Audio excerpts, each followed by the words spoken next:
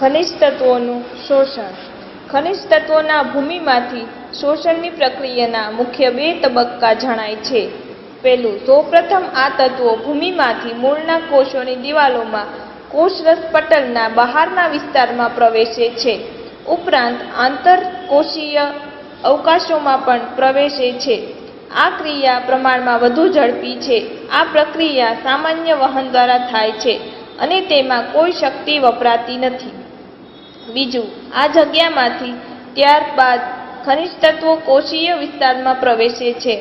કોષીય વિસ્તાર એટલે કોષરસ પટલની અંદરનો તથા ધાની રસનો વિસ્તાર. આ પ્રક્રિયા વિવિધ રીતે થાય છે. વનસ્પતિઓ જમીનમાંથી વધુ સંખ્યામાં ખનિજ તત્વો શોષે છે. ખનિજ આયનો મૂળ દ્વારા પરોક્ષ કે સક્રિય રીતે ખેંચાય છે.